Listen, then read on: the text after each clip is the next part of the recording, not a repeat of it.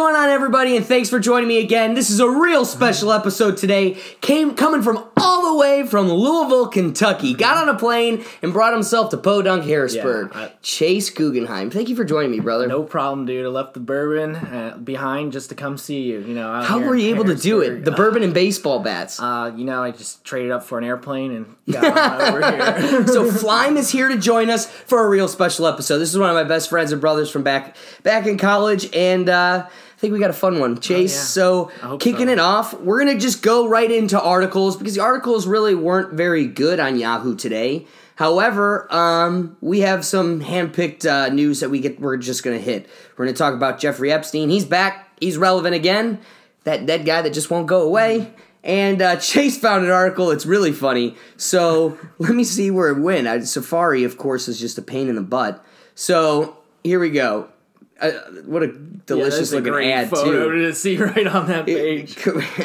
We're looking at toes right now. Yep, I'm gonna. The ad is on the screen right now. You can see the ad that they put on the top of this. Anyway, Louisville Medical Clinic staffer sold doctor's notes to students for $20. The sheriff arrested her. So this woman was she a nurse? She was just a medical clinic staffer, so like an assistant of some sort, or something like that. You know, you think they charge a little bit more than $20? $20. Yeah, it's just like. But hold on, they know who their market is. Their market's a kid that's foregoing lunch money so they could skip school. It's all par for course. Just selling to kids. Fits. But it's interesting, like, I don't know. So anyway, she got in trouble because she was creating doctor's notes for these kids so they could skip out on class. Right. Where was this when I was a kid? Exactly. That's what I'm thinking here. You know what this made me think of? Have you ever heard? You've obviously heard of them, but you know of like the companies that you could buy. I don't know, history paper and stuff off of. Yes, like Fiverr or something like that. People have made like academic careers simply just relying on those. Mm-hmm, absolutely, that's crazy. Well, yeah, why can't I skip school with a doctor's note? What's the deal here? Dang straight. Yeah. I totally agree. Yeah, they're probably afraid someone's going to bring it into work or something like that and actually like use it. Use what? I don't know. The doctor's note in like the workforce or something like that. Probably, Listen, the police or the police and government, nobody cares if it's kids who are doing it. Absolutely. We just don't want this transferring over into... Exactly. We need to keep the adults working so our economy is like...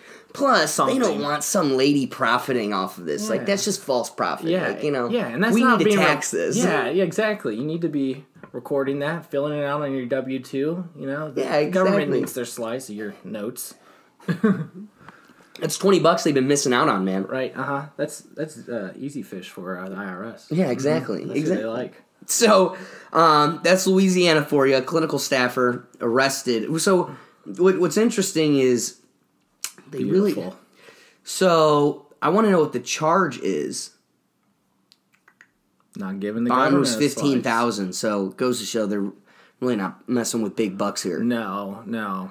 So it was 2 students received excuses on 14 occasions. So it was only 2 kids. It wasn't like a hopping business. She's probably like a neighbor or something. Right. And he was like, yeah, sure. Miss Susie, can I do this? And she's like, listen, I'm going to get in big trouble for this, so you better flip me $20. Right. Make it worth my time. Yeah. Exactly.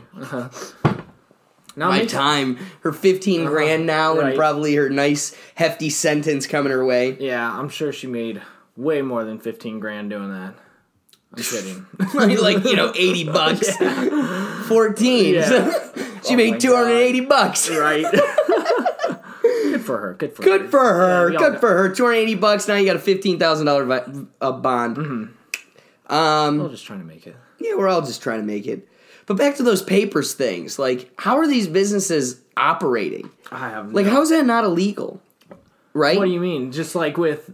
It's like free work that's not yours, or... Well, no, I just feel like, okay, we know that a business that sells, fake IDs is illegal. Right. Why?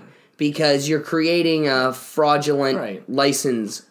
Well, why isn't this the same? Or, I feel like you sign a contract with your university that everything you turn in is yours and that you will not commit plagiarism. Right. This is a violation of that. In fact, this is a business whose business model is in frauding that contractual agreement. Right. So that should be illegal. I mean, it's just like one of those things where it's like, I don't know, tobacco use only, or what is that for?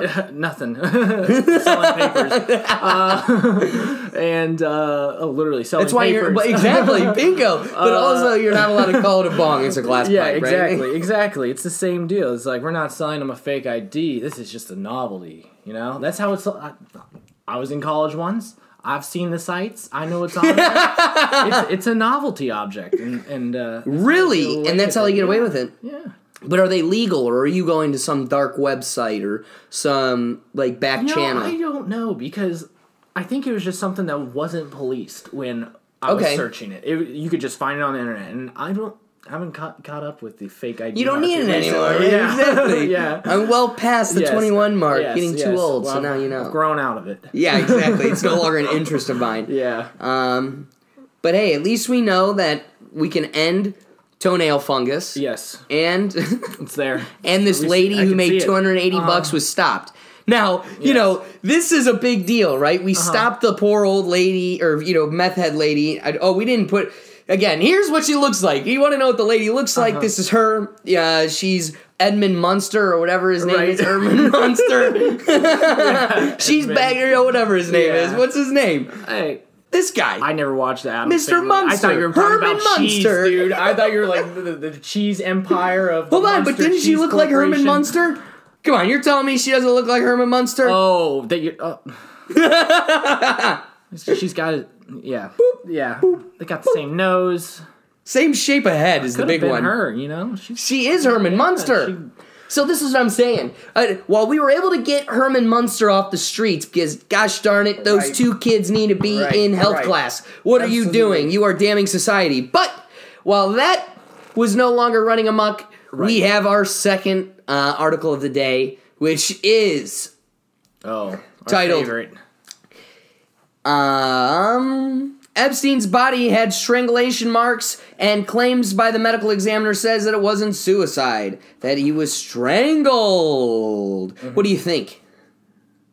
Try and strangle yourself. Just saying, it's hard. It's hard. I mean, I guess like you can see the guy was in a tough spot. The odds were stacked against him to say. I could see why he'd want to maybe strangle himself, but it does not, disqualify the fact that it's very difficult to do that. Exactly. Yes. 100%. Especially because it's just funny that, if we look at the situation, everything is stacked in such a way that he was killed, right? Like the camera, all the protocols were broken. The cameras that are supposed to storm. Oh yeah, everything fell into place. But what's unfortunate about a situation like this is if we as a society demand justice, right? We want something to come of this. The players that made this play out the way it did are not the ones that are going to fall on the sword. It's the cronies at the bottom. So as I sit here and demand for justice, I am not demanding that the guard that popped the VHS tape out of the recorder no, because he's the one you set up to fall on that. Right. The person I really want is you. I want Hillary Clinton. I want Donald Trump. I want all the Illuminati players. Exactly. The players that made the crony pop out the recorder. Exactly. And it's a pretty known fact that he had a black book with his contact information. And it's gone. It's gone. It's what happened to that? And we obviously know the players who are involved in this. They're in the news right now. That Prince can't get a break. But so here's why? What do we get to do about it? Yeah. Why aren't we tracking them down? Like why aren't we can't do anything about it? Yeah. What route of reconciliation do we have? Does it take another prince or something to get involved? Do we need two princes? We need another president that we get to vote on. And then what we should have is an arena fight where the presidents duke it out, and then the one that prevails gets to, I don't know, damn the other side. Yeah. Make it WWE style. I feel like it'd be a lot. I would watch C-SPAN. Well, I'm going to tell you what. Trump was in WWE, so he's got an edge. Point, yeah. He's got an edge. Oh, man. Gosh, what was that announcer for WWE? Do you remember who that was? I don't know, but have you ever watched Celebrity Deathmatch? Yes. That was the greatest show of all time. But we wouldn't be allowed to have that today. That was my favorite show growing up. Oh, God. That was so incredible. Oh, God, what? You didn't like it? It was great programming. It was great programming. We're not allowed to have it anymore. No, not anymore. But hold on, let's bring this full circle back to Epstein, right? Absolutely. All right, so this guy, we know that this guy was probably murdered, but there's nothing we can do. And what's really interesting is when we live in a world where, so me and Chase have had a lot of conversations this weekend so far concerning the Edward Snowden podcast with him on Joe Rogan. And I thought, if you haven't seen it yet, there is literally no piece of material I think is more important to an American right now than that. It was 3 hours of so much information. You leave, overwhelmed with how much information you download, and it's just an incredible amount, piece of timing where I'm in administrative law and everything checks out as legally sound, rational, and it's alarming. Yeah. But the only reason I bring up the Snowden thing is because a piece of that translates over to here. One of the stories he brings up is how in 9/11, Cheney was able to use this as an opportunity to get rid of all the red tape and allow these agencies to do whatever they want whenever they want and, make the laws comply with what they want to do. Now, in light of that, we had, the red tape lifted, and one of the tools Cheney used to do that was say, had these agencies been able to communicate, the CIA, the NSA, the FBI, we would have been able to prevent this travesty. And in fact, we did know about it, but they only knew little pieces of the information, and this could have been prevented. And this classified information, there was also classified information when Epstein came out. So fast forward now to Epstein coming, not Epstein, Snowden. Snowden coming out and saying the government's committing illegality against the populace with the Patriot Act. They're overgoing their bounds. They're overstepping their bounds, and they're committing illegal acts. He released the classified information in the New York Times, and also the New York Times was able to get they did research into what he claimed, and found the classified information also on their own, and they were going to release it. And the government came to them and said, don't do it. Yes. Simply, just don't. Yes. And the New York Times was like, sure. Because they want, just like Facebook, just like Twitter, these organizations will work with the government on the drop of a dime because they don't want the government to feel like they need to step in and create to provoke them. Right. So, again, we have this article right here talking about how the medical examiner himself, in 50 years, I've not seen such injuries in a suicidal hanging. Right. Jeffrey Epstein's body bore signs of homicide by strangulation, not suicide. Claims pathologist who examined 20,000 bodies, but the examiner who ruled it a suicide stands by her. Okay, so this is one article, and guess who I'm getting it from? The Daily Mail. Now, this was sent to me by a colleague at school, but it's like, okay, here's an article that it has, if you read the sources, it's the UK Daily Mail. It's not even the United States, so it's a different country that's able to be, less biased. We're not even supposed to get a hold of this, really. Right. And we have a piece of article or a piece of information that is resourced and cites the actual examiner. They interviewed this examiner, and I could go in depth of a lot of the things they said. But when me and you were looking for articles today... Right, just to give credit to what you're saying. Exactly. We could not find information released from the examiner until we found this article. Exactly. They're the only ones reporting on it. So now, bringing it back to what did the New York Times actually report? Jeffrey Epstein's autopsy results show he hanged himself in suicide. Right. So again, we've had so many conversations this weekend. It always keeps coming back to the battle of misinformation, and we see it right here. What is the fact of this situation when our media, the Daily Mail in America, is telling us what the New York Times is telling us and everything else, but in other countries contradicting. Bingo. So what is the reality of the situation? Well, I mean, in a way, they didn't lie. They said that evidence shows that he hanged himself. When we read at the end of the sentence, that is what it said. But they're not reporting on the part that says, and it didn't look like that. It looked like he was beat.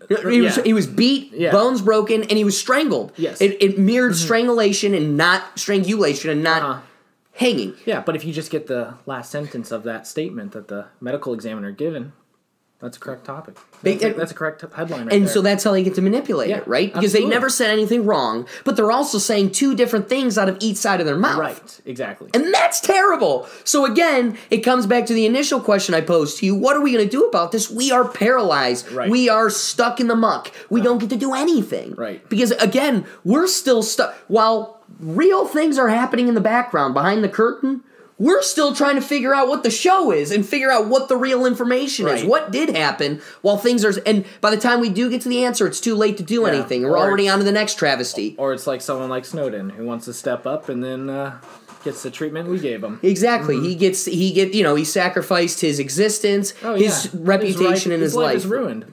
But he's also the most patriotic American to ever live, in my opinion. So... again, that's another thing. So, I'm going to be doing this thing. I was talking with Kevin Noriega, and we were talking about how, I need to come up with something to spread the brand a little bit, right? Yeah. And so I want to come out with a T-shirt. And I'm thinking this T-shirt's coming up for the election is going to be... Snowden for president. Because, listen, unless there's somebody that really compels me... Oh, yeah. No, I'm going to have the FBI listening to everything I do. I'm just going to have people's thumb on me more. Hey, it's more viewers, man. More viewers. That'd be nice. That'd be nice. Yeah, but, hey, I don't care if it's actually Billy Bob or if it's the FBI. As long as someone's out there, I'm happy. Right.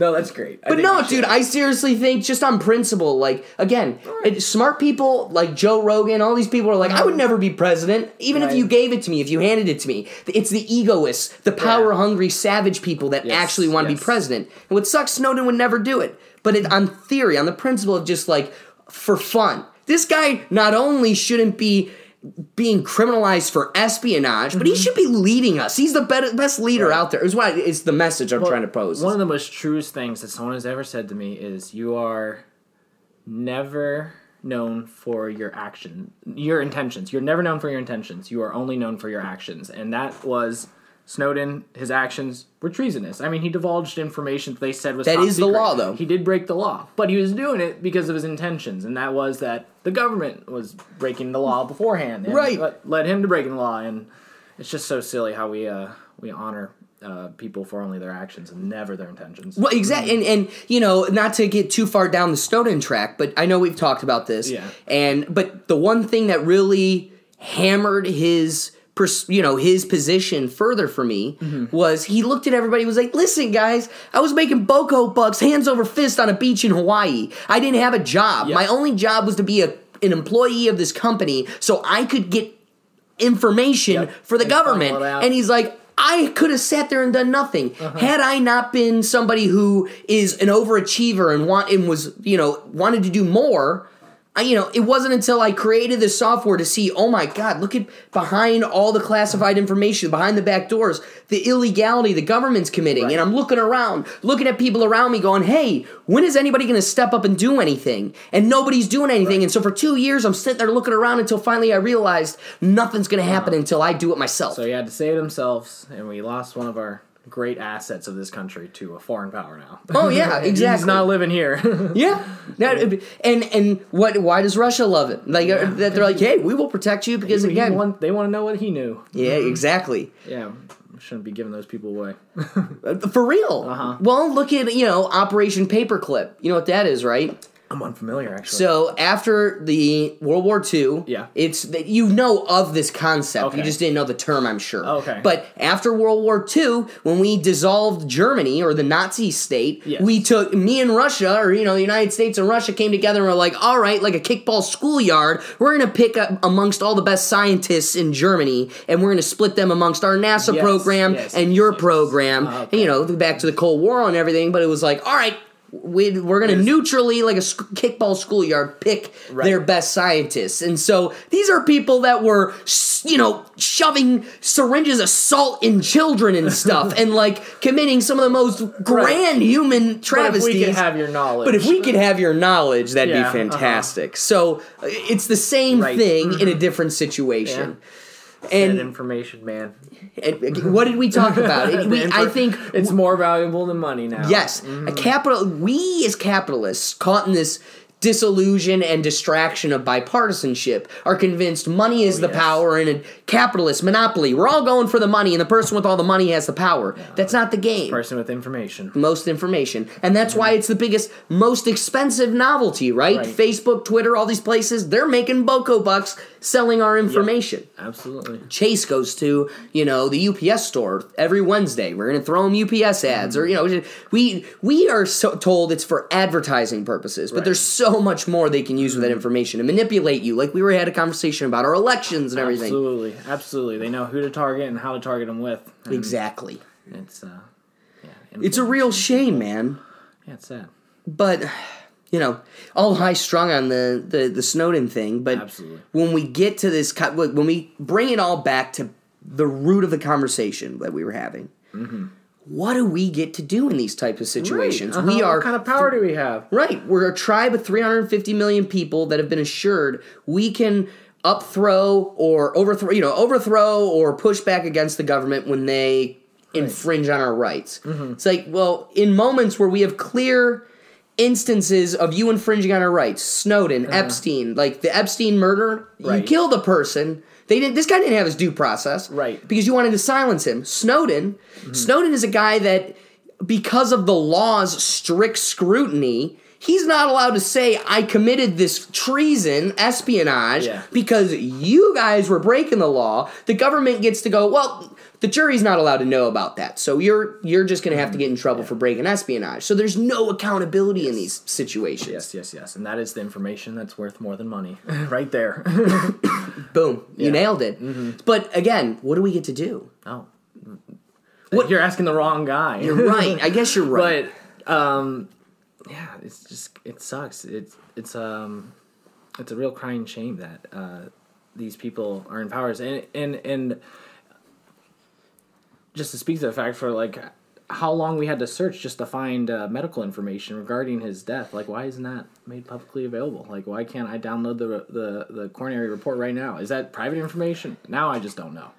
Okay, so there's really finicky situations, right? Yeah. So I remember Joe, Joe Lopez, J-Lo did a podcast, we did a Space Odyssey podcast where we just talked about conspiracies and crazy space stuff, and it was a lot of fun. That's but cool.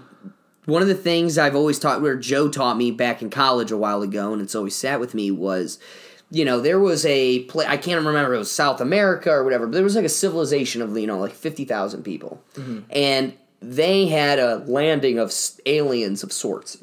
Some kind of extraterrestrial experience. Something like Aztecs or something like that? Or? No, it was like, in like the early 1900s, like, maybe 100, 200 years ago at the longest, maybe 150 years ago.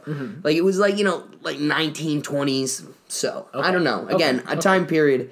This is more a theoretical story than anything. Okay, yes. But we had a population of people that had like some kind of explosion, unanswerable experience. It could have been a volcano, who knows. But it was released to them that it was aliens. Oh. And then like 15,000 people just killed themselves out of fear of aliens. Oh. And we know people who, back in college, the girls that would sit around our kitchen counter that would cry at the thought of aliens. Or you couldn't talk about God because they would cry because it's such an overwhelming concept for them. So we need we've had many conversations this weekend of how we're outnumbered by simpletons. And so in a world where people can't actually fathom these very grand ideas, because whether true or not, wrestling with it is so overwhelming, it's horrifying. Well, in those types of experiences, or in those types of, social events, the government is provoked to kind of keep some of that information from the simple-minded. Yeah, they're trying to keep 15,000 I don't need 15,000 people killing themselves over aliens that may or may not exist. They do exist, right? Okay, like, sorry. We need to start making people comfortable with that concept, right? Like, they do exist or they don't, but you should be able to live in a world where you're comfortable with that idea, right? Absolutely. Like, somehow the lion's able to go, I'm pretty dang good, except if I get close to that lake, the alligator might me up. and those humans with the rifles. I don't know what's going on with that special stick, but it kills me. So I'm not going to mess with that. So somehow, lions can fathom not being the only predator. You know, like in a world where we don't get to use human tools to control everything, like we're nothing to a bear. Like a bear's the most ferocious thing you'll come across. Right. Well, you think the bear, the bear's like, I can't live anymore because I can't fathom not being the only apex predator. It's like, no, buddy, you live or you don't. You gotta, you just gotta push on. At the end of the day, you just gotta push on. Whether there's something better or stronger or not, that shouldn't make you want to kill yourself out of fear. Right, absolutely. Or you just shouldn't be afraid to begin with. And I'm not trying to say I don't believe in aliens or something like that. I do believe they exist. I don't know if they're here or not. Right. But no one does. And anybody that's trying to pretend they do is crazy. Exactly. But they're real. But we know it. There's something out there. Just do the math. Yeah, we're the only death speck. How big is everything else? Infinity. Right. So it's got a finite number of humans, or life. Yeah, we're the only ones. Makes sense. But again, so back to your point. Why I feel like I need to be told this. Why is the government allowed to hold this from me? Right. Well, we have a world where they need to preserve law and order, preserve civility, and keep people alive and safe. And people are crazy, right? So we know you're not allowed to do heroin because it kills you. You're not allowed to know about aliens because you kill yourself. You'll try to go find them by killing yourself. Or that something like that. You think or you try to Naruto run into Area 51. Yes, absolutely. And I wish that had more fruitful results than it did. They should have. That accounts are right outside of it. We were so close to greatness for a moment, and we could have known about the aliens, but dude. Now me and my mom always laugh.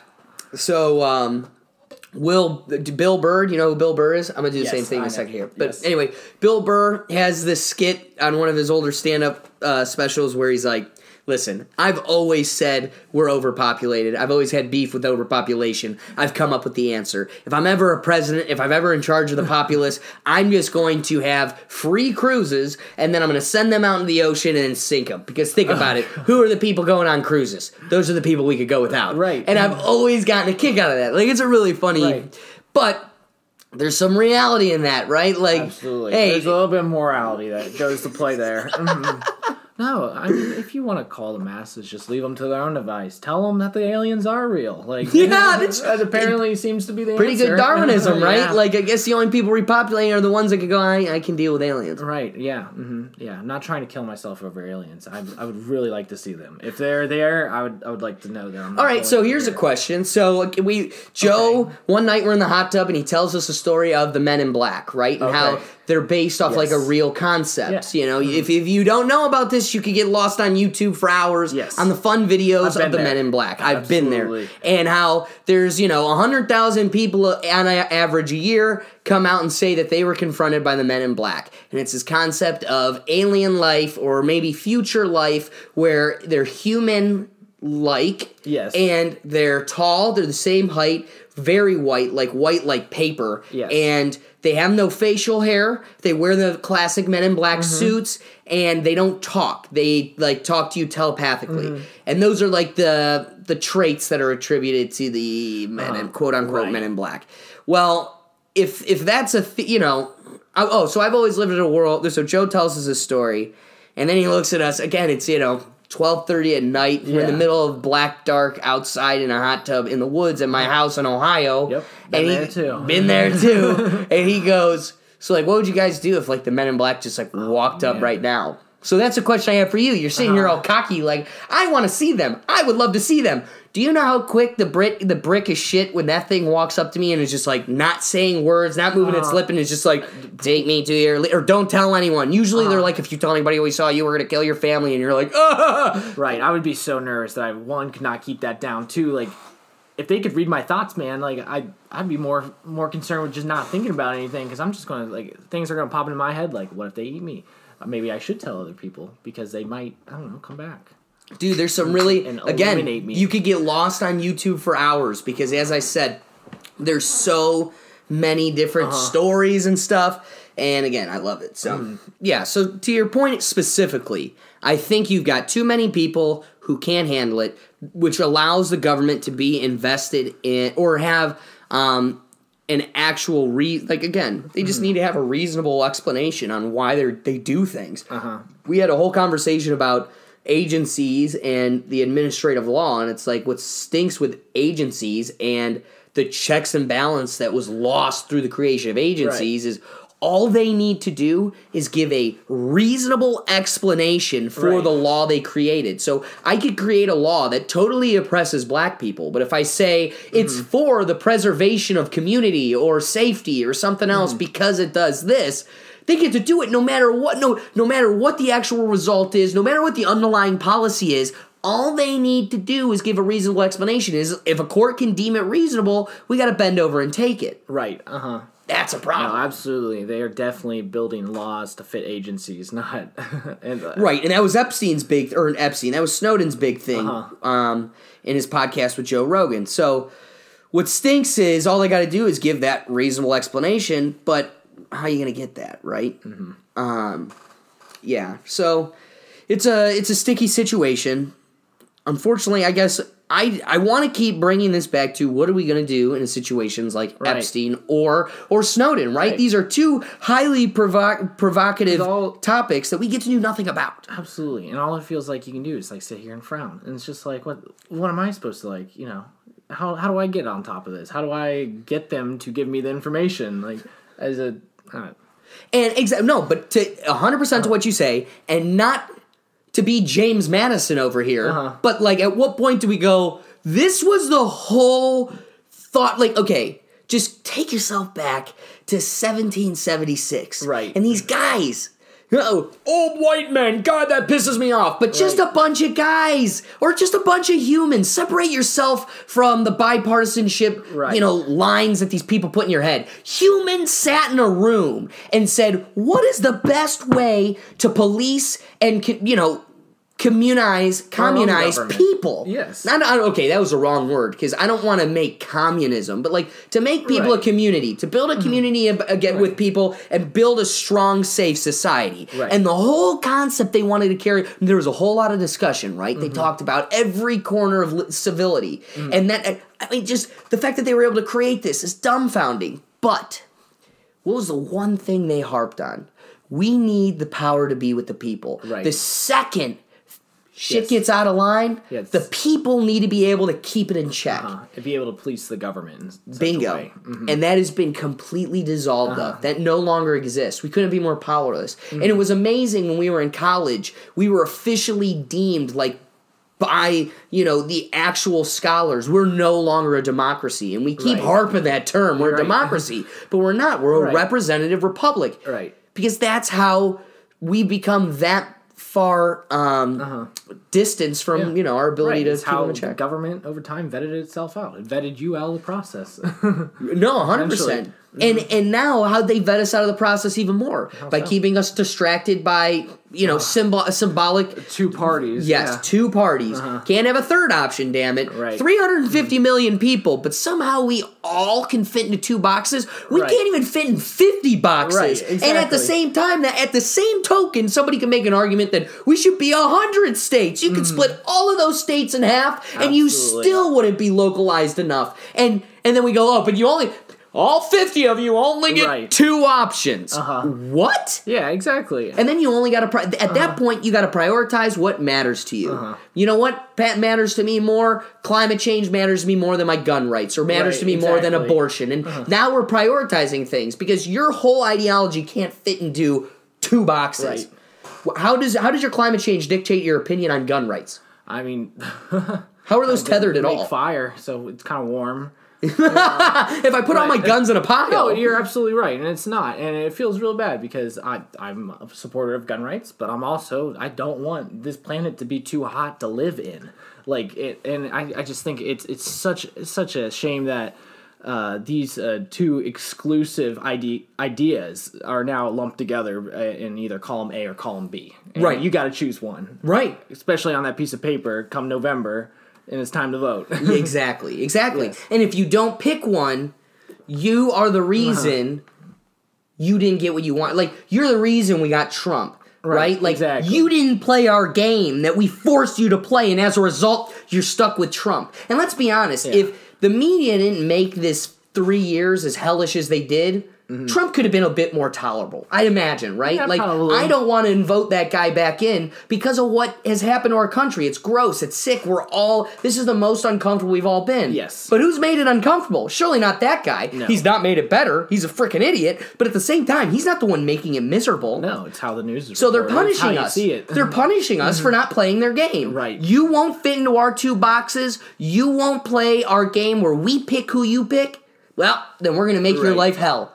Because, remember, we had Gary Johnson in the fight the whole time. Here's our liberty back. We may actually be able, for the first time ever, to squeak in a third party, a third option. And he's constitutionally owed, if he gets 15% support, owed to be in the debates with the 3 of them. Yes. He gets 16%, and then CNN just goes, yep, well, we're in charge. We're not going to do we're it. not going to cover you. No, CNN just goes, we're not going to put you on our stage. Yeah, we're the absolutely. one running the debate. We're not inviting you. Go screw yourself. He goes to the government and says, whoa, whoa, whoa, I'm legally owed to be allowed in that conversation. And they go, well, we're the ones in charge of the rules. We make the game. Right. CNN wants to play with us. And as a result, when CNN does something else, like, where it comes to censorship or wherever the government needs to draw lines, they'll bend the lines for CNN. Like, they're scratching each other's back. You kept out Gary Johnson. You let this mouse keep running the gears or, running the wheel. So we'll be nicer on you in this regard. So there's Facebook, all these companies. They always have this grease in the wheel. It's also like, what do we do? Given CNN, the example of that, that's a private company. Does the government have the right to dictate that? Maybe, maybe not. But dictate what? The actions of a private corporation. So and that's what sucks about television, right? Yes. Because do you need government-sanctioned TV channels? Yeah. And then again, that's propaganda. Like, you don't... Yep. the power of the entertainment, of the media, of what we're getting is supposed to be in the power of the people. Right. But then you're privatizing politics. Yes. Or you're privatizing the only mediums that these players get to play. Get to battle out and look at. Yeah, absolutely. And I mean, you're seeing it in Facebook, right? Yeah. You're seeing it in Twitter. Facebook's under fire for manipulating an election. Well, why? Why is that even a conversation? Because we recognize the power of showing people things they don't know they want to see or can't see. A manipulation of the psychology that's above what we can recognize is what we know that are doing this. Right. And so that's horrifying to us. It is. But they're doing it, and we know it. Mm-hmm. And I don't know, if they wanted to go to some platform like C-SPAN and do their debates, like, first of all, who's going to run it in an unbiased way? Then second of all, who's to say that one party's not going to be interested in controlling C-SPAN? Right. So, again, that's the advantage of diversifying the debates amongst different channels. But, when Gary Johnson finally gets enough percentage and the next debate he's not allowed in just because we say no, and nobody's going to enforce that law or that right... I mean, here's a guy that was a legitimate candidate, and he's just stuck taking about it. And neither are we. Again, like you said, we're just stuck sitting here looking sad with a frown on our face. Right. So, bringing it back to the whole we were talking about James Madison and everything, it's just like these people sat in a room, built this entire system, and foresaw the only important thing that should be coveted over everything. Yes. And it was our ability to keep the government in check, and that's been totally stripped from us. It's gone. And that comes back to the crazy Republicans and them hillbillies down south. Why do you think they're holding on to their guns? Because as I sit here with a frown on my face, baby cakes, that's all I got left. Right. That's all I got left. And I know you probably didn't see it, but I had we did a podcast on gun rights with my buddy Wayne, and he's like a professional gun enthusiast, and he does gun training and stuff. And he brought us a story where a gentleman. So the government can come in and just say, like, we have a right to this land, and they just can take it. And eminent domain. Eminent domain. And so this guy was like, no, you don't have legal right to take it here. And the government was like, well, we're going to anyway. And so they actually came in with a SWAT team and the FBI, and the whole neighborhood was on this dude's property, and they got in a firefight and held out the government. Really? And so there are actual real situations where these people stood their ground, fought off the government. It went to court, and this guy had legal standing to not have against eminent domain. And so, had he not stood his ground, the government would have it. There'd be no pushback, and it was the judicial system's check and balance. Another case in their favor. Mm-hmm. Exactly. Yeah. Oh man, that's crazy. But again, it has shown, just like Holland or Poland, we get to have these small. Will it work in the grand scale? We never know. Mm-hmm. But we at least get these small anecdotal situations and small populaces where we get to go, look, in a small scenario, it worked. Now, granted, the FBI SWAT team that came against this town, they weren't bringing their nukes. Right. And they didn't have missiles. So that's going to take it a notch up that I don't know we got. Right. But Wayne, it would have been great if I was able to record it, because for like an hour and a half after we just talked about it, he's like, yo, I've got this Navy SEAL buddy he was like the most one of the most powerful arms of the government, and he'd be the first one excited to just go after the government. Right. Like those are the government's pawns that they rely on, and those are the redneck hillbillies that are excited and ready to go after the government. Right. So there's a good chance we could fight back, but that's what sucks is, again, we're sitting here with our frowns on our face, and the unfortunate thing is the only thing we still got is our guns. Right. Well, and what's sad is is that's what it took, is the fact that we had this fundamental right, the one, hold on to our guns, and it took that man. You had to hold out. You had to hold out using them. And survive it. It's subverting the whole purpose of having a government.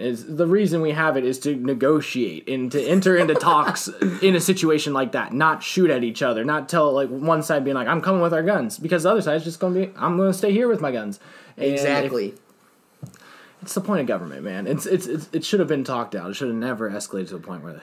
But that's what makes conversations like these so important, right? Like, as long as we keep having these conversations, you can't silence us. Right. These ideas, these viewpoints never go away. And that's where the fight is. That's why, again, you may not agree, but that's why I think Democrats fight so hard to silence people. Because as long as if we can silence this, if we could put the flame out, then we don't have to acknowledge what the fire is, right? If we could just, like, shut it up, then it doesn't exist. And that's why, again, to my whole point, these conversations are so important, because you can't snuff them out then. They flourish.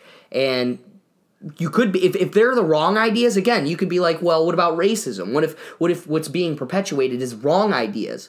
Well, those are snuffed out by good ideas, right? Like, that's why I'm so for the marketplace of ideas. I will fight for the right for you to say a lie just as much it is for you to say the truth. Because the way for us to find the truth is to have these two duke it out in a marketplace of ideas. And so I think it's important for us to have these. I think the only thing we could do is have conversations like these.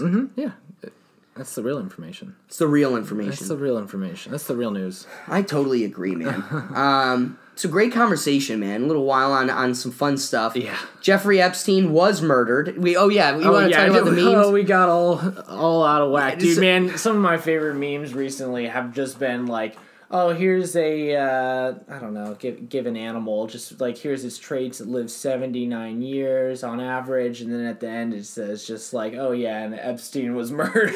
It's some of my favorite memes they've come out with recently. Oh yeah, there's so many, or you know, there's even TikToks where it's just a regular song that you already know, and then like the last line is just like it cuts out, and the guy's just like, and Jeffrey Epstein. It's like it's so silly because it's like these are akin to the memes that came out with the like Harambe. I was about to say Harambe. It's like I have information on the Hillary, and then like it would cut out and just like it was like Harambe got shot. Everyone knows that, but like it was just like, why the fuck do we have memes about this shit? Like, it shouldn't be a joke that like this is like a relevant thing. It's just like how we communicate with each other. I was about to say that's the only thing we can do at this point. Yeah, it's like we all are sitting here going, we all know this guy was murdered, right? And the guy on the other side in California is like, right. And then there's a guy in Kentucky like, I heard you, I'm here too, and we're all like, we agree. And what do we get to do? Nothing. So let's just laugh about it. I know. It's like I'd rather not make a joke about it. I would really like someone to go and find out who was involved in this trafficking of children. Like that's what it was. Because then we just get the damn Alex Jones as a crazy guy who says Pizzagate, like right? Right. But but there's some very real things going on here, people, that we don't want to acknowledge. But it comes back to your point, or the point I was trying to make to you was, why you would rather it not be something we're making a joke of. You'd rather it be, but some serious. I think that's the only way we could keep it relevant right now, right? Like, if I were to write an editorial on Jeffrey Epstein's murder, no one pick it up. It doesn't exist. Why? Because the New York Times is printing whatever the government wants them to print. Yeah. The Daily News knows, or Daily Mail knows, we can only put this in the UK. We can't put it here. So those that even want to spread the message are silenced because, again, it comes back to what I was saying. Who's in control? Yeah. Silicon Valley, these people that get to hear, those that are in control of the speaker, that control what we hear, will never allow that to be said. So the only way we get to say it is through a joke, through a meme, through a TikTok. Right. And that's the only way this gets spread and gets to be it keeps it relevant, at least. Right, absolutely. Mm-hmm. It's a shame. But it's where we're at. And again, it only makes these that much more important. Absolutely. All right. Well, I think that was fun. Good time to move on. We're going to end on some fun stuff. We didn't get to do it with the last podcast I had. We just had too much fun talking about the Joker. And didn't get to the Am I the Assholes. So with Reddit, we have Am I the Asshole? It's a thread that people run into social situations. They do certain things, and then they ask the internet, was I the one that was in the wrong in this situation? So we're going to break down, we have a couple of them pre-chosen, and we're going to decide who was the asshole in this situation. And just a little bit of information on here. One of my favorite subreddits to go on. There's three different types you have to respond with. You're the asshole. You're not the asshole. Or you're both the asshole. Those are the rules. Just saying. In this situation. Yes, in responding to this post. Oh, okay. Okay. So let's determine it. So, for the first one, it's Am I the Asshole for not paying for a family? So to give some context, I was shopping with a friend, and we decided to get some ice cream. I offered to pay for my friend, as I know she would do the same. When in line in front of the ice cream shop, I spot another friend, quote unquote. We don't really know each other that well, as he is technically the friend of my friend, but we've talked at times. He approaches us and we begin to talk. At what point he brings up the fact that we are standing in line for ice cream and says he loves ice cream but can't pay for it. I offered to buy him as a cone, as I felt bad if we ate while he stared at us. When it came to our turn to order, we chose our flavor and tell the friend to choose his flavor while we find seats. When we sat down, I look over and saw that friend and his whole family there was getting a cone for each one of his family members, including his 4 children, aged 5 to 6. The cashier then gave the check, and the friend intended for me to pay for every single cone he bought for his family, with a single cone going for $7. It meant that I was going to have to pay $35 just for his family. I found it absurd that he thought I would pay for his whole family. So I got really pissed and said to the cashier that I was going to pay for the 2 of me and my friend had, and the one that my friend had, and then we left. Thinking back, I felt kind of bad for him, but he ordered 5 cones without even telling me. I mean, the cones were massive, and there was no point in him buying one for each of his kids, and felt like he was trying to gain, and I felt like he was trying to gain an advantage of me. Am I the asshole? Dude, I think no. Hard no. No. That's a hard no. No, man. It just makes me mad that someone would do that. Like, to someone else. You know what stinks about a capitalist society? What's that? Is I understand people are... This could come off wrong. But, I understand people are put into unfortunate situations outside of their control. Mitigating factors that you can't prevent. Yeah. You know, health issues. Just family or just travesty. Who knows? But I understand there's things out of your control. There's a lot of things out of my control. And while I understand I can acknowledge the privileges that have been placed in front of me, I work really hard. Like, law school is probably the most miserable existence I've ever been in my life. And so at which point I earn whatever comes with that. What did this guy do for his entire life where he got to play, have 5 kids, and still is owed free ice cream from strangers? Or quote-unquote side, cellular friends, people that are totally, Absolutely. And I want to know what situation they had to get in to where a guy's just like, I'm at the ice cream store with my family, and I'm not going to buy them ice cream until some other sucker does. Or this is an opportunist, and he goes, oh, here's an opportunity to sucker someone I know. Yes. Which is just as much disgusting. Yeah. Again, I am totally for a homeless guy who's panhandling going, let me go buy you a meal at McDonald's, or let me go buy you a meal at the grocery store. Like, I need to buy you something crappy. Let me go buy you something good. No, I just want cash. Well, that's not what you're going to get here, buddy, because I don't get free cash. Right. What did you do today? Right. You got to sit around and do meth and hang out all day. I don't want to do it. I'd love to have a spend a day where I got to do nothing, but I have to, gosh darn it, I got to, live with the fruits of my labor. Well, sorry, guy. Did he end up buying ice cream for him or not? Well, no, he bought one cone for him. And I agree with that. Good. I'd look at that guy and give him a gold star. Yeah. Stick to your principle. I said I'd buy you your cone. Yes. So, again, I'm someone that would have been so irritated, I would have been like, screw that. I'm just buying the two of us a cone. That guy can figure it out. Absolutely. Because how do you come to an ice cream shop with no intention of... Exactly. Like, you nailed it. But again, I think it was, we're real low on cash, probably ran into hard times. Maybe it's a cellular friend that lost a job or something. People come up on hard times, and he was an opportunist. Doesn't make it right? Like, so at which point, I'm in total agreement with this guy, and he did more than what I would have done. Not the asshole. Not the asshole. Yeah. No. There is an asshole. It's that guy. The other guy. It's hardcore that other guy. Not the guy. Who are you? Posts. Like, Jesus. I'm sorry. Dude, I remember sitting in high school, and there was this family, and the kid looked at me, and he goes, my mom just had another baby, so we could have free lunch, or free breakfasts instead of just free lunches, too. And I'm like, that blew my mind. The fact that at the moment at which you're bringing life to existence simply for to make more money. Government assistance... Dude, and people do that. People have, there's people making more money than middle-class citizens because they have it down to a science how to perfectly manipulate the government assistance. That's a problem. Right. And that's this type of guy, right? What are you doing with 5 kids and you can't even afford ice cream cones? Right. Stop popping kids out and figure out your life, guy. Right. You think if you're in this situation that you could not afford ice cream cones, you wouldn't even be out there with the ice cream cones. If I did not have the money to buy ice cream, I wouldn't be going to an ice cream store. Wait, but no. You wouldn't be at an ice cream store. Yeah. That's why I come back to this guy. Screw these people. Because while I'm in a situation when I'm down in the dumps, well, when the going gets tough, I get going. Panhandle to buy a suit, right? Like, I panhandle to buy a tie, so I can afford my next step to the next step to the next step. That's why people get complacent and they get stuck where they're at, because they just go, you're going to keep, You are forgetting one crucial factor, though. Yeah. You are not the man addicted to ice cream. And that addiction's like crack, man. It apparently is. Again, enough to bring your whole family. But again, it's like, you nailed it. What are you even doing wasting your time for ice cream, right? Like, you've got bigger priorities, dude.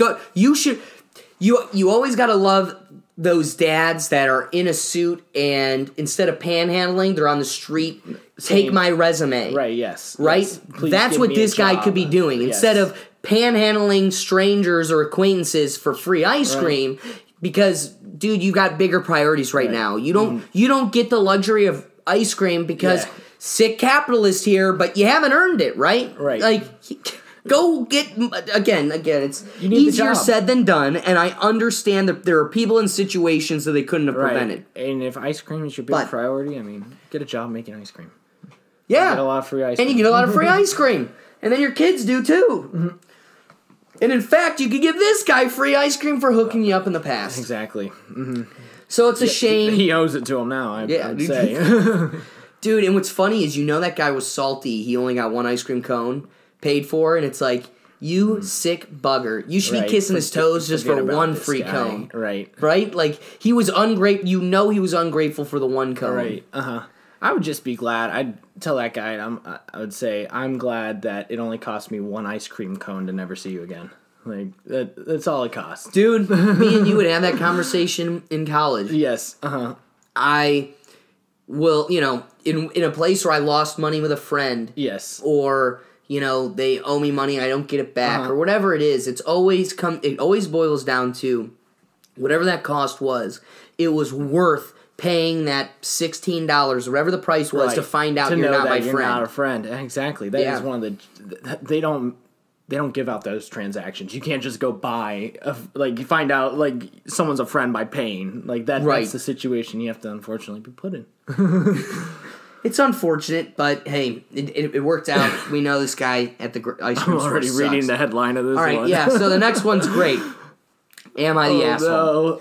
No. Am I the asshole for telling my neighbor that I've seen her in porn? She moved into my building yesterday, November 1st. I've seen her in a couple of videos. Her face is clearly visible enough so for me to be certain that it is her. Normally I'd just leave it at that, but here's the thing. They're filmed through a window, 2 buildings next to each other, and the bed is right next to a large curtainless window in one building, and the camera is in the next building over, pointed at the bedroom in the first building. I assumed it was meant to be like that, and everyone was aware and involved, but after meeting her, she really doesn't strike me as the type of person to do porn. Not saying there is a type, but from having met her, she's very religious, wears clothing that's baggy or full coverage, seems a bit shy in general, and she's an accountant. For all I know, that's a conscious choice she's made, like a persona she's created, so people don't link her to the videos, or it could be her actual personality, and she has no clue the videos exist. The guy in it looks at the camera enough for it to be noticeable. She never looks at the camera once. I'm thinking maybe she doesn't know this dude made it. Do I tell her? And if I do, am I the asshole? That turned out totally different than I thought it was going to be. Yeah, man. I thought it was just going to be I know my neighbor's making porn. She's producing it in her apartment. Am I the asshole for telling her? So, hey, I saw you in porn. So let's do that scenario first. If you just saw your neighbor in porn, are you the asshole for telling her, hey, I've seen you in porn? No.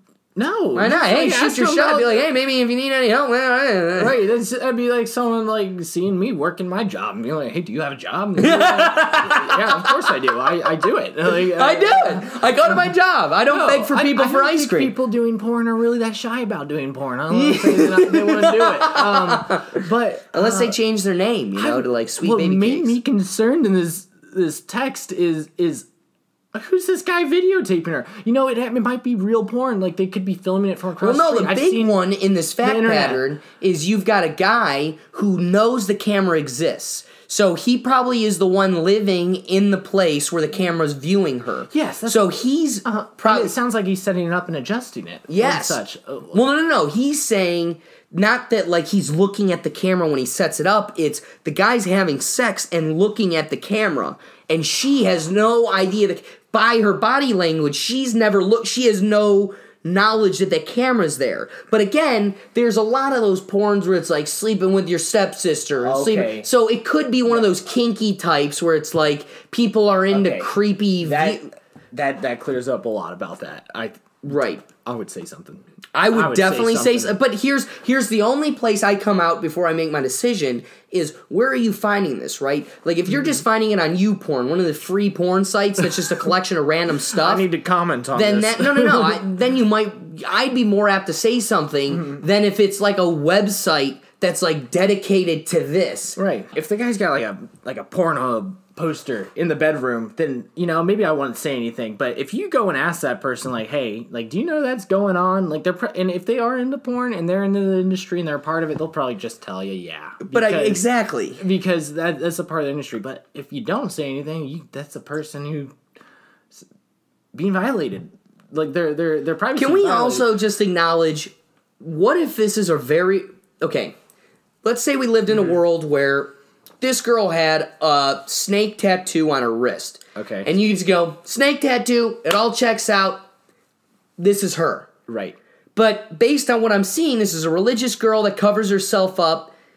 She clearly nothing in here gives me an idea that there's tattoos. Uh-huh. So what if this is just a very similar looking person, right? Like, you got a crush on someone, you could find a porno video that resembles that person. Right. So it's like, what if this guy's just, like, assimilating this girl to someone he's seen or seeing still, you know, constant videos being made of this person, and they're not the same person, and you confront this girl, right, and it's wrong.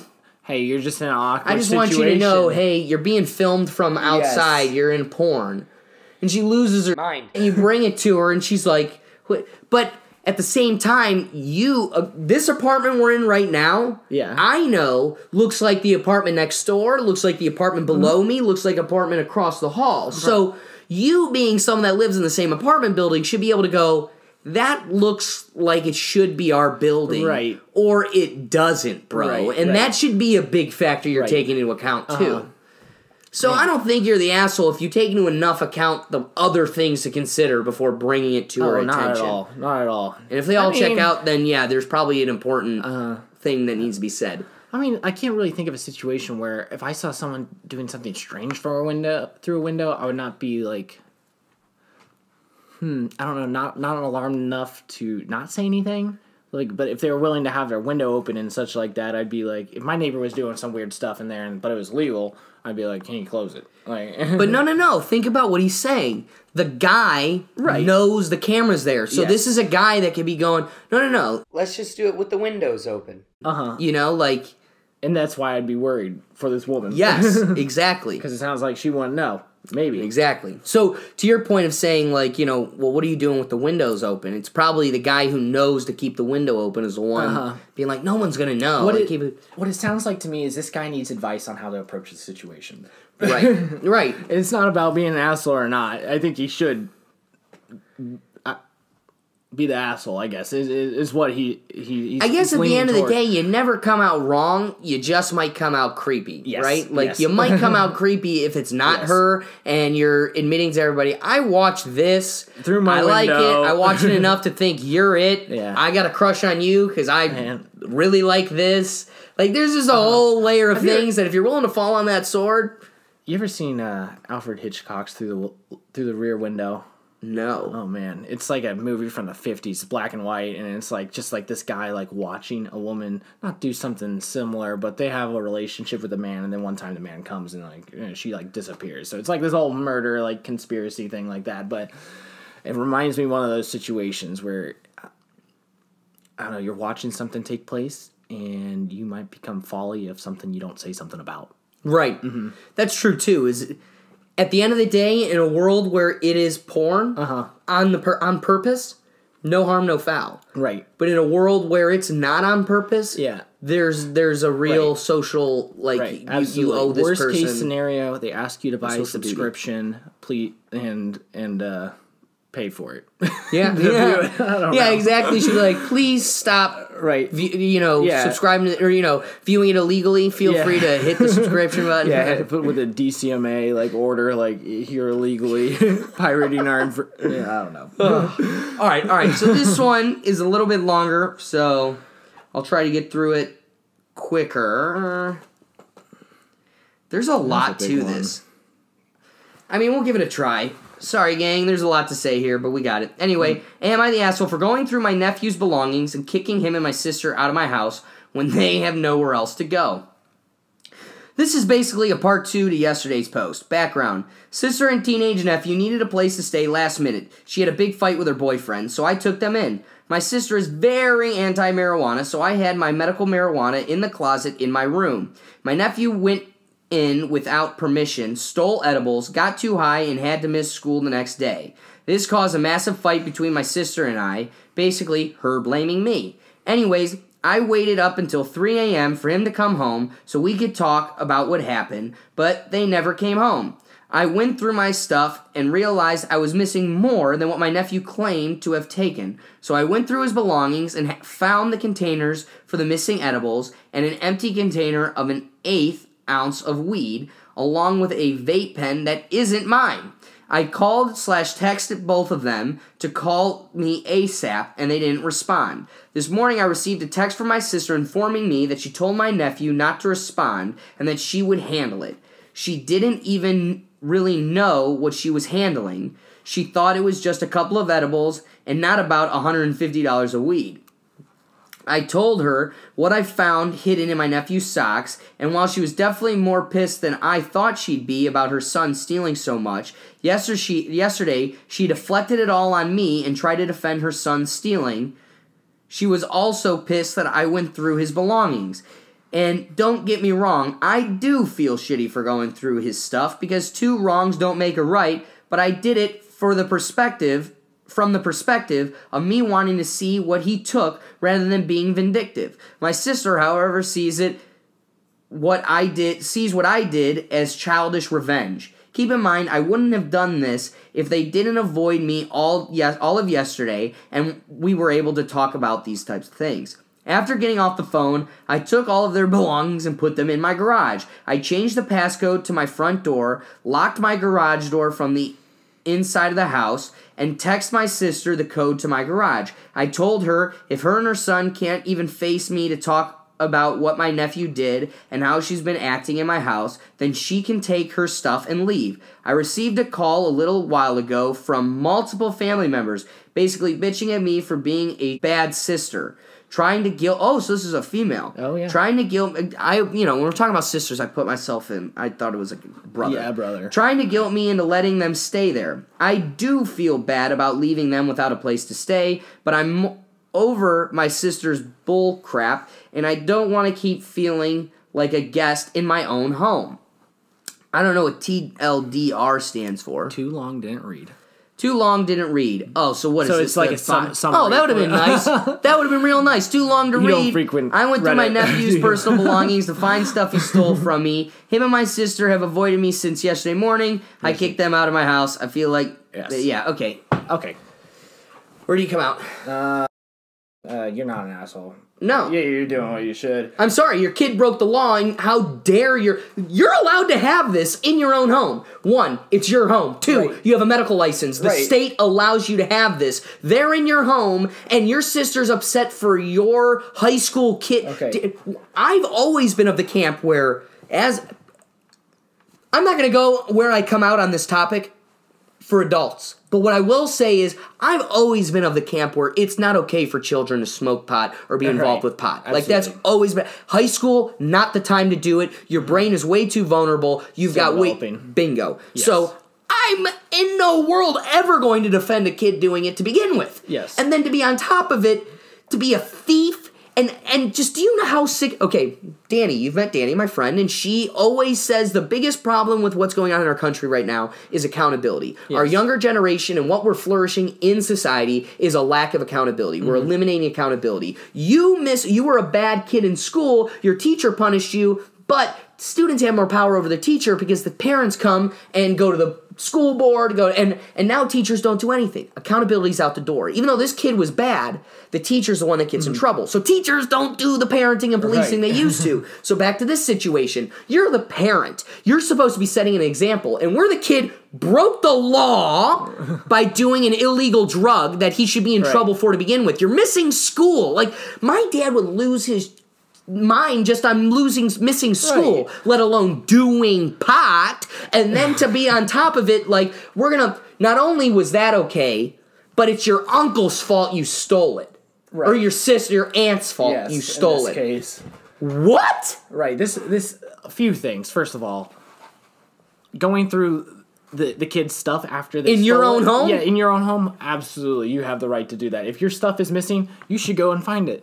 Second of all, the mom should have been doing that. Come on, mom should have been going through your socks. Yeah, exactly. She should have a good parent, and another parent should never She shouldn't be hiding the fact that her child it sounds like she's ignoring her sister just to ignore this situation. To evade the accountability of her bad parenting, her kid being accountable for this situation. Not only that, you stole a prescription drug.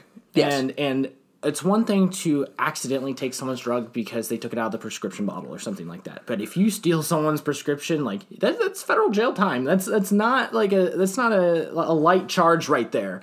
That is a serious crime. And if that kid gets in the habit of doing that, that could be very bad in the future. Yes, exactly. So there's a whole line of poor precedents set in this parenting situation. And what really stinks is your sister's here trying to bring this to light for you. Yes, and you just want to ignore it. And you just want to ignore it. You just pretend it's easier to ignore it. Absolutely. Than face your wrongdoing. It's easier to not parent your kid than to parent the kid. Yeah, no, exactly. That's the unfortunate thing, and that's why we have too many kids that weren't parented in this country. That is the one truth inside here, but no, you're not an asshole. Well, no, the other thing is, am I the asshole for kicking my sister out? Oh. Hard no. No. Because obviously there's no way to make your sister reconcile this situation without making her face the music. This is a real situation. Clearly, we've allowed you evade accountability for too long in your life. You need to face this situation. It's almost like this sister is now having to parent her sister. No, it's always the decision. No. You're very right.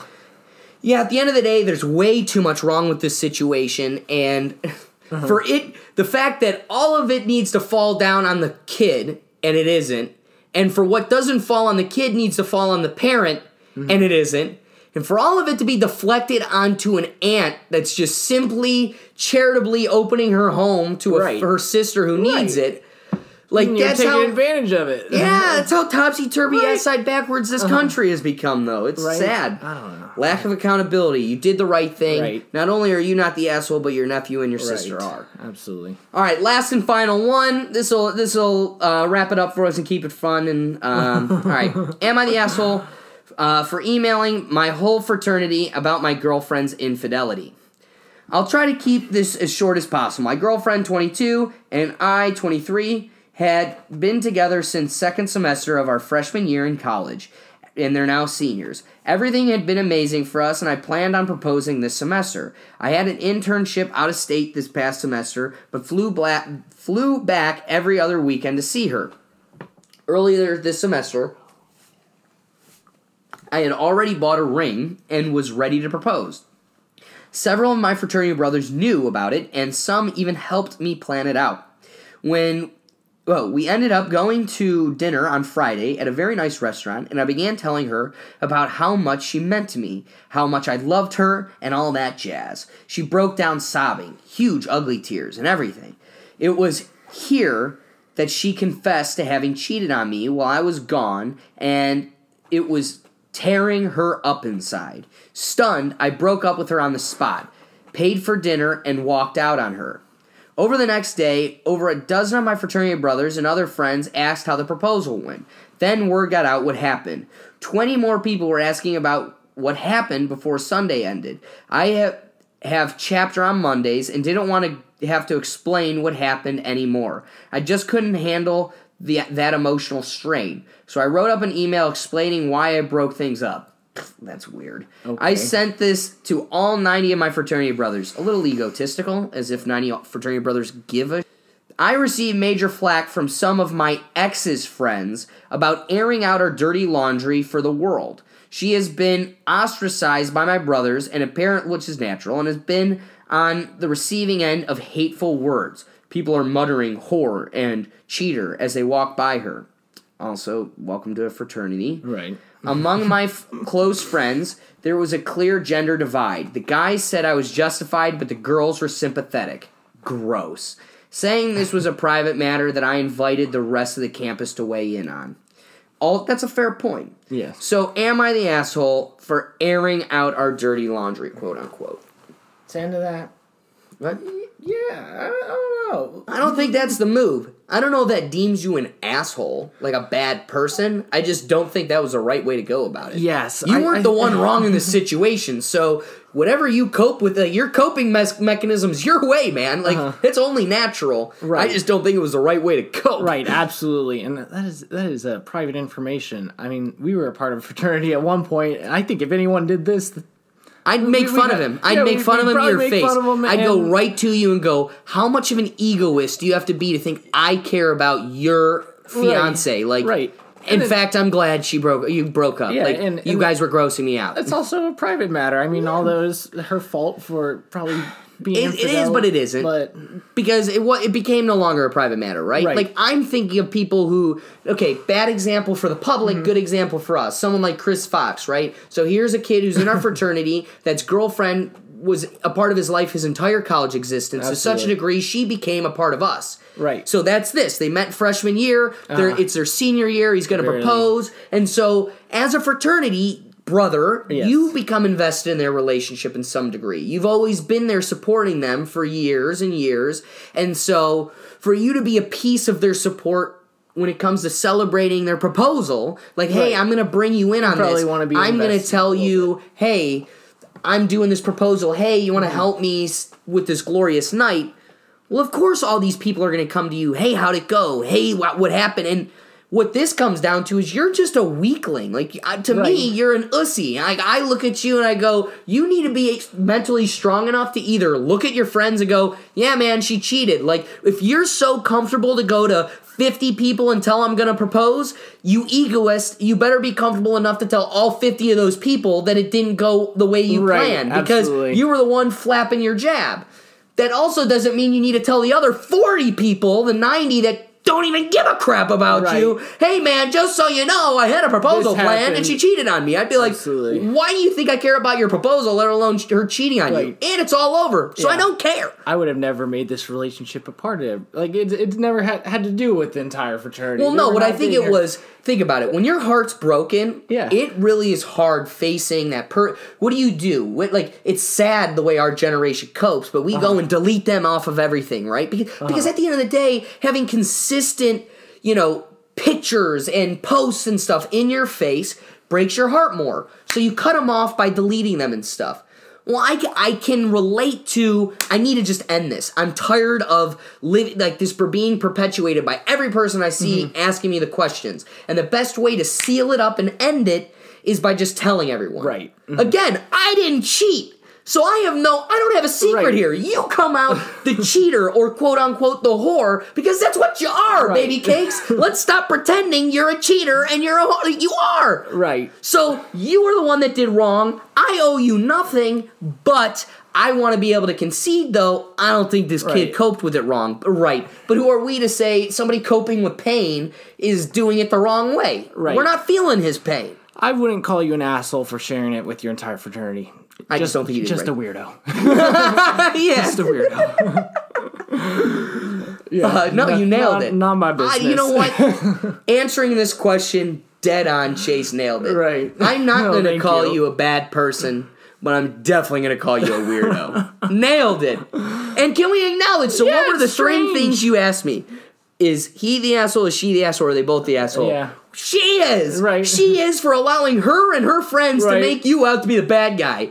Whoa. You're airing out the dirty laundry. I want to be like, wow! She's the one that made the laundry dirty! Right, you're just telling the truth. It's just you're telling it to everyone who doesn't care. Oh, whatever. And no one cares. So at the end of the day, if I get that email, prepare to be made fun of, I don't like it. Yeah, it's going to the spam folder. But you're not an asshole, so cheers. All right, Chase, thank you so much for sitting down and chilling with me. It's been a pleasure. I really appreciate it. I love watching these. I'm glad to finally be a part of it. Get out here. We had such a great conversation about some really great things, and I'm glad we were able to answer the really hard-hitting questions. Save your porno neighbor, It's definitely going to make me think your nephew smoking pot is a problem. All of these. Hey, but at the end of the day, we're doing a service to you all. So on that note, please, I beg of you, do me the favor. Please share this video if you can. Not if you can. You can. It's just a click of a button. It's so easy. All you got to do is, I had a fun time. Share, and then everybody else gets to enjoy the fun with you. And then because, that does nothing, but it's fun. Yeah. And if you could subscribe to our Facebook page or follow us on Twitter, that'd be great. But Chase. The Rethink Tank. Chase. Thank you brother. so much. No, thank you. Until next time, guys, have a good night. Peace. Dude, that was dope.